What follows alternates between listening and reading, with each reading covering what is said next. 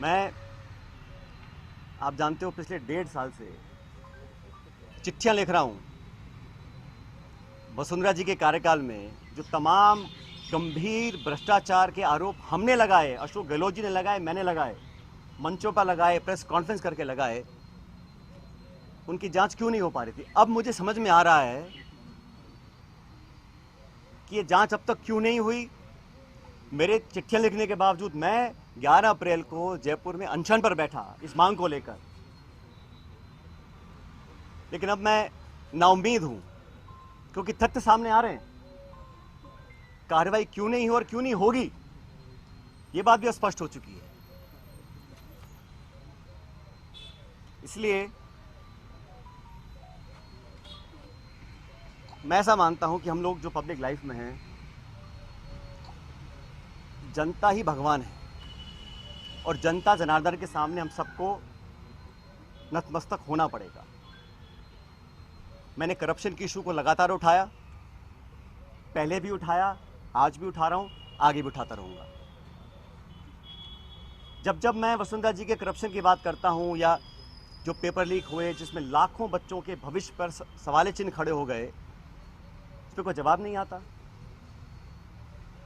इसलिए साथियों, मैंने निर्णय लिया है कि आरपीएससी,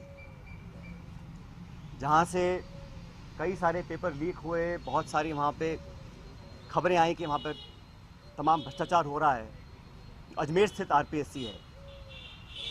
मैं 11 तारीख को, परसों, अजमेर से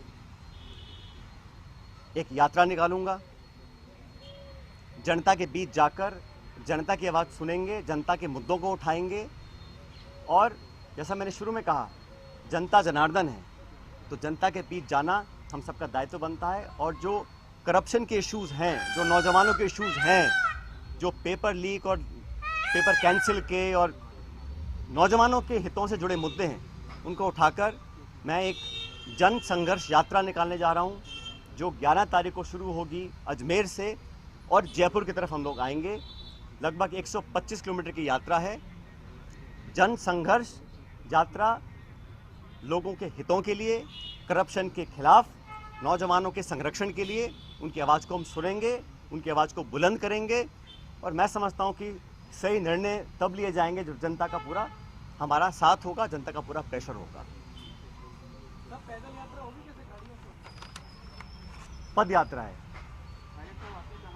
जन संघर्ष पद यात्रा 11 मई को मैं अजमेर से शुरू करूंगा और हम जयपुर आएंगे।